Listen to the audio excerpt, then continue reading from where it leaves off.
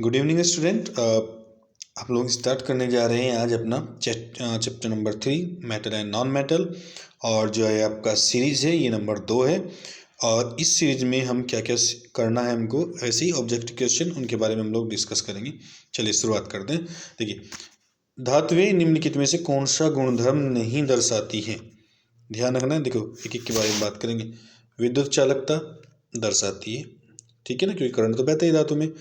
उसके बाद में ध्वनिक प्रकृति, ये भी दर्शाती है। अब ध्वनिक प्रकृति का मतलब क्या होता है कि अगर किसी धातु का आप लोग पीटते हैं ना, तो पीटने पे आवाज़ आती है, यानी कि सोनोरस, ठीक है ना, वो होते हैं, इनकी सोनोरिटी को शो करेगी। उसके बाद में द्युतिहीनता। अब ये द्युतिहीनता क्या है, ठीक है ना, ये समझिए। द्युतिहीनता का मतलब होता है अगर धातु में चमक ना हो, जबकि धातु में तो चमक होती है, तो यही इसका ऑप्शन सही हो जाएगा। इसके बाद में एक ऑप्शन और इसमें बचता है, आप देखेंगे तन्यता। तन्यता का मतलब क्या होता है? तन्यता का मतलब होता है डक्टिलिटी, यानी कि आप क्या करते हैं, मेटल से तार में बना लेते हैं, यानी कि मेटल को तार में कन्वर्ट करने की जो प्रक्रिया है वो आपकी तन्यता कहलाती है। क्वेश्चन नंबर 2 भी यही है, ध्यान से देखेंगे। और धातुओं को पतले तार में खींचे जाने के गुण को क्या बोलते हैं? तन्यता। आघातवर्धनीयता क्या होती है? आघातवर्धनीयता होती है चादर बनाना, ठीक है। ध्वनिकता आप समझ रहे हैं, इनके पीटने पर आवाज़ आना। और चालकता का मतलब आप ऐसे समझ लीजिए कि इसमें करंट का या उष्मा का फ्लो होना, वो आप क्या कहलाएगा? चालकता कहलाएगा। क्वेश्चन नंबर 3 है, इसके बाद में नेक्स्ट उसको देख लेते हैं। खाना पकाने के बर्तन में एल्युमिनियम काम आता है, चलिए ठीक है। उसके बाद में एल्युमिनियम के लिए कौन कौन से इसके गुण धर्म जो हैं वो उत्तरदायी हैं, ये हमें देखना है। देखिए, सबसे पहले उसमें चालकता ये ज़्यादा होनी चाहिए, यानी कि जो आग लगाते हैं किसी भी बर्तन के नीचे या गैस जैसे जो भी होता है ना, फ्लेम उसको बोल लीजिए आप, तो जितना अधिक उष्मा उसमें जल्दी बहेगी उतना अधिक क्या होता है, खाना जल्दी बन जाता है, ठीक है। तो पहला ऑप्शन तो बिल्कुल सही है। उच्च विद्युत चालकता, चालकता से कोई लेना देना नहीं है, वो भी विद्युत की, ठीक है। उसके बाद में नेक्स्ट है तन्यता। तन्यता का मतलब क्या होता है? अभी भी आप लोगों ने पढ़ा, तार बनाना, वहाँ पे कोई खाना बनाना है, तार से कोई मतलब नहीं है। और उच्च गलनांक, ये भी आपका करेक्ट आंसर हो जाएगा, यहाँ तक कोई डाउट नहीं होगा। तो इसमें आपका फर्स्ट एंड लास्ट ऑप्शन सही है, इनके डी ऑप्शन आपका बिल्कुल करेक्ट हो जाएगा।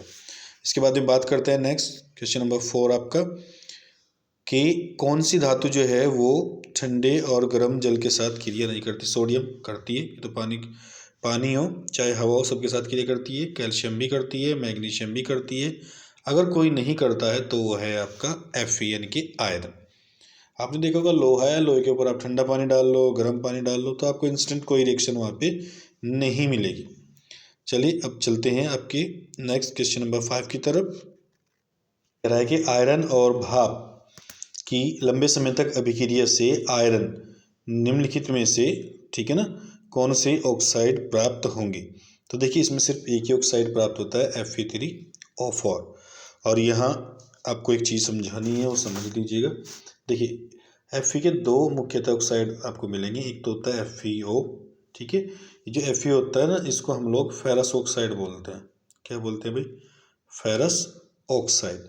एक होता है आपका Fe2O3, इसको हम लोग फेरिक ऑक्साइड बोलते हैं। ध्यान दीजिएगा, ये FeO है तो फेरस ऑक्साइड, अगर Fe2O3 आ गया तो आपका अस के स्थान पे बाद में इक आ जाएगा, फेरिक, ठीक है ना।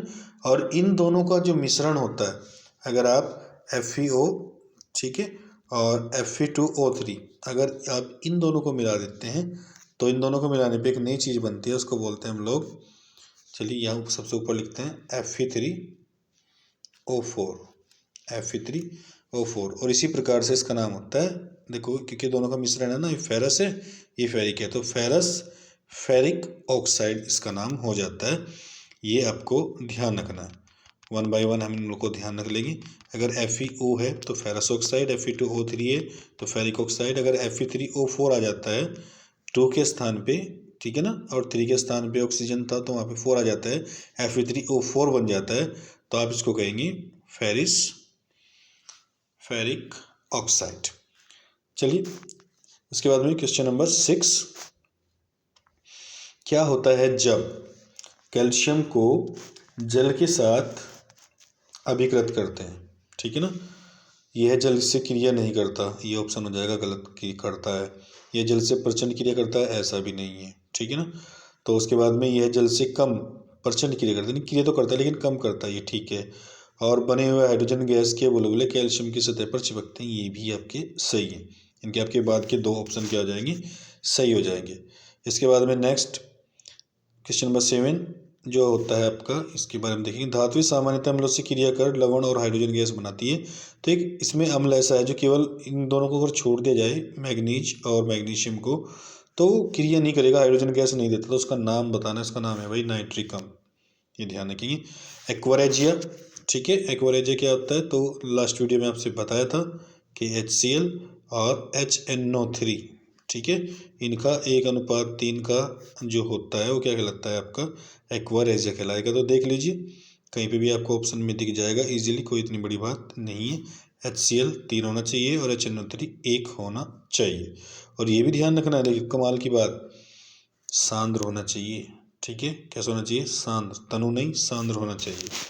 उसके बाद में नेक्स्ट क्वेश्चन अगर आप देखेंगे तो नेक्स्ट क्वेश्चन में पूछा गया है कि 9 में निम्नलिखित में कौन आयनिक यौगिक नहीं है। देखो आयनिक यौगिक वो होता है जो आयन देता है, जैसे अगर KCl की बात करेंगे, ठीक है, तो K+Cl-, HCl नहीं देगा क्योंकि HCl बराबर का साझा करता है, सहसंयोजक है। CCl4, ठीक है, यहाँ पे भी बराबर का साझा होता है, तो ये इलेक्ट्रॉन नहीं देंगे, कौन दे देगा, और NaCl देगा और ये दे देगा। तो जो आयनिक यौगिक नहीं है वो आपको दिख गए, सेकंड और थर्ड आपका आयनिक यौगिक नहीं है। क्वेश्चन 9 तक क्लियर हो गया। अब बात करते हैं नेक्स्ट क्वेश्चन की। नंबर 10, निम्नलिखित में से कौन सा गुणधर्म सामान्यतः आयनिक यौगिकों के द्वारा प्रदर्शित नहीं किया जाता है। इनके आयनिक यौगिक हैं लेकिन वो गुण नहीं दिखाएंगे। कौन सा, जल में विलेयता होती है भाई, कोई दिक्कत नहीं है, जल में विलेयता हो जाती है, ठीक है, इनके भी सही है। ठोस अवस्था में विद्युत चालकता, ना ना ना ये नहीं होगा, ठीक है भाई, क्योंकि ठोस अवस्था में विद्युत चालकता हो ही नहीं सकती। चालकता के लिए, चालन के लिए या कंडक्टिविटी के लिए आपको इलेक्ट्रॉन की ज़रूरत पड़ेगी, जो कि ठोस अवस्था में वो इलेक्ट्रॉन डोनेट नहीं करेगा। तो आपका यही ऑप्शन इसमें हो जाएगा। इसके बाद में नेक्स्ट क्वेश्चन नंबर 11 है आपका, निम्नलिखित में से कौन सी धातुएं प्रकृति में प्राकृत अवस्था में पाई जाती हैं। ठीक है, प्राकृत अवस्था में पाई जाएंगी जो बिल्कुल इनएक्टिव हैं, एक्रियाशील हैं, और वो दो ही धातु हैं आपकी, सोना और चांदी। ये प्रकृति में ऐसे ही पाई जाती है मुक्त अवस्था में। क्यों? क्योंकि ज़्यादा क्रियाशील नहीं है।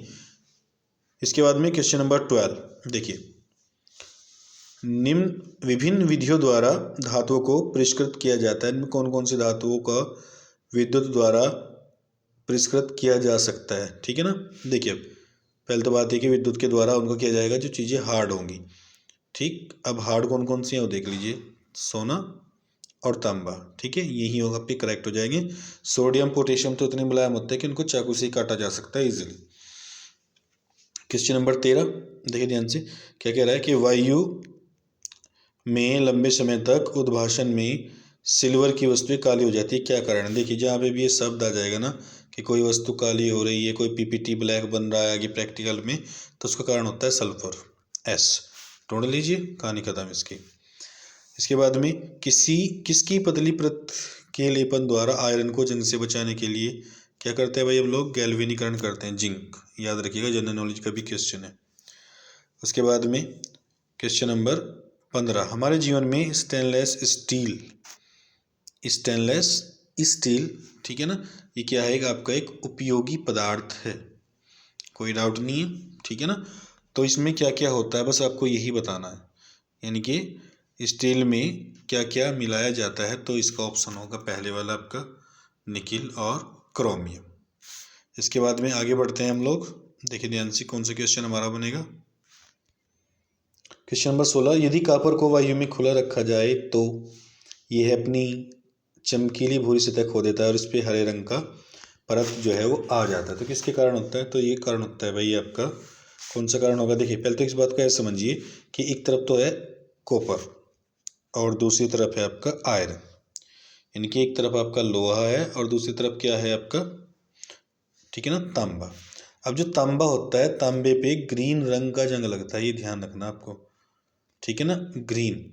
और किसकी वजह से होता है, होता है आपका कार्बोनेट की वजह से, ठीक है, CO3, इसमें आपको ध्यान रखना। जबकि जो जंग लगता है आपका लोहे में उसको हम ऐसे लिख देते हैं Fe2O3। क्लियर, ये आपको याद रखना है। इनके अगर तांबे में जंग लग रहा है तो वो हल्का लगेगा और उसका सूत्र क्या हो जाएगा CuCO3। और अगर लोहे में जंग लग रहा है जो ब्राउन कलर का होता है मोस्टली, तो उसका सूत्र क्या होता है Fe2O3 उसका सूत्र हो जाएगा। इसके बाद में नेक्स्ट आपका जो क्वेश्चन है देखिए ध्यान से, 17। धातु सामान्यतः ठोस में पाई जाती है, लेकिन एक धातु जो कमरे के ताप पर द्रव है उसका नाम होता है मरकरी। जनरल नॉलेज क्वेश्चन है, याद रख लीजिएगा। क्वेश्चन नंबर 18, निम्नलिखित में कौन सी धातु गलित अवस्था में उनके क्लोराइडों के विद्युत अपघटन से प्राप्त होती हैं? ऐसी कौन सी हैं भाई? ठीक है ना, विद्युत अपघटन से प्राप्त होंगी। चलिए लिख लीजिए, सोडियम और कैल्शियम, ये हो जाएगा, क्योंकि ये जो निचली वाली धातु हैं इनको तो जमीन से खोदा जाता है। क्वेश्चन नंबर 19, सामान्यतः अधातुएं चमकीली नहीं होती, लेकिन एक होती है जो अपवाद है, वो है आयोडीन। इसको भी आप याद रखेंगे। इसके बाद में नेक्स्ट 20वां क्वेश्चन, निम्नलिखित 4 धातु में से कौन सी उसके लवण के विलयन को अन्य 3 धातुओं से विस्थापित की जा सकती है? देखिए, जो सबसे नीचे बैठेगा वही विस्थापित करेगा। आपको बस क्रम ध्यान रखना, जो सबसे नीचे है विद्युत रासायनिक श्रेणी के हिसाब से उसी को हटाया जाएगा, और वो कौन है भाई? Ag। ठीक है, Ag के ऊपर होता है आपका Cu। यहाँ तक कोई डाउट नहीं होगा, ठीक है ना। और उसके बाद में एक क्रम होता है, सबसे ऊपर होता है, देखो सबसे ऊपर होता है लिथियम, लिथियम के बाद पोटेशियम, फिर बैरियम, स्ट्रांसियम, विद्युत रासायनिक श्रेणी की हम लोग बात कर रहे हैं। उसके बाद में फिर क्या आता है आपका? कैल्शियम आता है, सोडियम आता है, यानी कि मैग्नीशियम आता है। ठीक है, तो सबसे ऊपर इसमें मैग्नीशियम आ जाएगा, मैग्नीशियम के नीचे आपका जिंक आ जाएगा, फिर कॉपर आ जाएगा और फिर Ag आएगा। तो जो ऊपर होता है वो हमेशा शक्तिशाली होता है और निचले वाले को हटा देगा, यानी कि जो आपका मैग्नीशियम है वो भी इसको हटा सकता है, जिंक भी और कॉपर भी। ठीक है, तो इसका ऑप्शन क्या हो जाएगा आपका? Ag इसका ऑप्शन करेक्ट हो जाएगा। Ag को आप लोग इजीली हटा सकते हैं। ठीक है, तो इसमें क्या जाएगा? Ag। कहानी खत्म इसकी भी। उसके बाद में ध्यान से देखिए, ये वही एक्वारेजिया है, ध्यान से देखिए, जो अभी बताया था आपको 1:3 के अनुपात में बनता है, और वो किसको घोलने का काम आता है आपको लास्ट वीडियो में बताया था, इसमें भी देख लीजिए। Au, Au का मतलब क्या होता है आपका? गोल्ड। क्लियर, चलिए आगे चलते हैं। एक मिश्र धातु है, ठीक है, जो मिश्र धातु होती है वो क्या होती है? देखिए, तत्व तो हमेशा अकेला होता है। ठीक है, तत्व क्या होता है? हमेशा अकेला, तो ये तो होगा नहीं। एक यौगिक, ये भी नहीं होगा, इसका अनुपात निश्चित होता है। समांगी मिश्रण या विषमांगी, विषमांगी हो नहीं सकता। क्लियर, क्योंकि इसमें कोई अनुपात फिक्स नहीं होता, तो एक बचता है बस आपके पास समांगी मिश्रण, यही इसका करेक्ट ऑप्शन है। विद्युत अपघटनी सेल के बारे में बात करते हैं हम लोग, विद्युत अपघटनी सेल। तो विद्युत अपघटनी सेल क्या होता है? देखिए, विद्युत अपघटनी सेल का मतलब होता है जिसमें जो पॉजिटिव सिरा है आपका वो क्या हो जाए? एनोड, और जो आपका निगेटिव टर्मिनल होता है, सिरा होता है, वो क्या बन जाए आपका? कैथोड। ये बात क्लियर हो गई है? ठीक है, तो इसमें खुद देख लीजिए, ऋणावेशित सिरा जो है आपका वो क्या होना चाहिए, अपने आप आपको पता लग जाएगा। ठीक है, उसके बाद में 25, इसको भी देख लेते हैं। देखिए, एक धातु जिसको आसानी से चाकू से काटा जा सकता है, तो जिसको चाकू से काटा जा रहा है ना, उसको समझ लीजिए, जिसको चाकू से काटा जा रहा है वो केवल एक ही धातु है, सोडियम, इन सभी ऑप्शंस में। उसके बाद में क्वेश्चन नंबर 26 की हम लोग बात करते हैं। मिश्र धातु क्या है? धातु, और दूसरा अधातु का समांगी मिश्रण है। निम्नलिखित में से उसके बाद में क्या है? उसके अवयवों में एक अधातु रखती है। देखो, पीतल में धातु है, कांस्य में धातु है, अमलगम में धातु है, स्टील में एक अधातु होती है, स्टील में कार्बन मिली रहती है। ठीक है, जो आपको याद रखनी, स्टील में क्या होता है भाई? कार्बन, और कार्बन है अधातु, तो ये सही हो जाएगा। क्वेश्चन नंबर 27 की बात कर रहे हैं, देखिए एक बार, लगे हाथ। मैग्नीशियम धातु निम्नलिखित में से कौन सा कथन गलत है? मैग्नीशियम के बारे में हम लोग बात कर रहे हैं। देखिए, यह ऑक्सीजन में चमकीली श्वेत ज्वाला के साथ जलती है। हाँ भाई, ये ठीक है, जलती है, कोई दिक्कत नहीं। ठंडे जल से अभिक्रिया पर मैग्नीशियम ऑक्साइड बनाती है और हाइड्रोजन बाहर निकालती है, बस यही गलत है, यानी कि यही इसका करेक्ट ऑप्शन हो जाएगा। ठीक है भाई। इसके बाद में और एक दो क्वेश्चन और बचा है, उसे भी देख लेते हैं। नंबर 28, निम्नलिखित में से कौन सी मिश्र धातु में मरकरी उसके साथ होती है मिली हुई? देखिए वो आपका ये होता है जिंक अमलगम, क्या बोलते हैं इसको, ZnHg। तो इसमें एक अवयव के रूप में होती है, इसका काम हो गया आपका खत्म। उसके बाद में क्वेश्चन नंबर 29 की बात करते हैं। X और Y के मध्य अभिक्रिया पर यौगिक Z बनता है। X इलेक्ट्रॉन खोता है जबकि Y इलेक्ट्रॉन ग्रहण करता है। निम्नलिखित में से कौन सा गुण Z नहीं दर्शाता है? अब आपको ये देखना है कौन सा वो नहीं दर्शाएगा।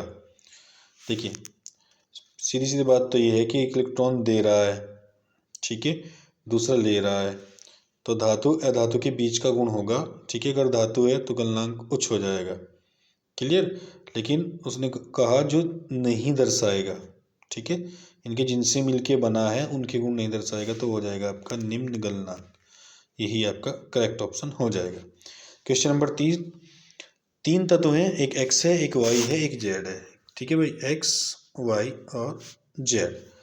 देखिए अब X में 10 हैं इलेक्ट्रॉन आपके, Y में 17 हैं और Z में कितने हैं भाई, 12 है। तो क्या पूछा, X एक धातु है, Y एक धातु है, Z एक अधातु है, ठीक है ना। इस प्रकार के आपसे ऑप्शन पूछ लिए हैं। देखते हैं फटाफट एक के बारे में क्या क्या है। लास्ट है Y अधातु है और Z एक धातु है। तो आपको इतना याद रखना, अगर किसी के बाह्य कोश में 1 इलेक्ट्रॉन 2 इलेक्ट्रॉन या 3 इलेक्ट्रॉन तक दिख जाए तो वो धातु होती है, इतना समझ लीजिए। उससे ज़्यादा अगर दिख रहे हैं तो फिर वो अधातु है।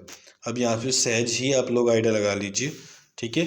Y में 17 है, 7 हैं, ठीक है, तो ये क्या हो जाएगा आपका अधातु। और जो बचता है आपका क्या बच रहा है, Z है धातु, क्योंकि उसके बाद में कितने आ रहे हैं, 2।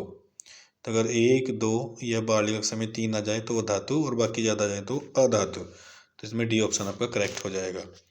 उसके बाद में ऐसी सामान्य धातुएं क्षारीय ऑक्साइड बनाती है, लेकिन एक जो उभयधर्मी बनाती है उसका नाम एल्यूमिनियम होगा। याद रखें कि एल्यूमिनियम जो है वो उभयधर्मी यानी कि अक्षारीय भी और अम्लीय भी दोनों प्रकार के बनाती है। सामान्यतः धातु में विद्युत चालक नहीं होते हैं, इसमें से कौन विद्युत का चालक है? ठीक है, ग्रेफाइट। हीरा सल्फर फ्लोरीन नहीं होगा, सिर्फ ग्रेफाइट होगा, जो अधातु होते हुए भी जिसमें करंट बहता है। उसके बाद में लास्ट क्वेश्चन देख लीजिए।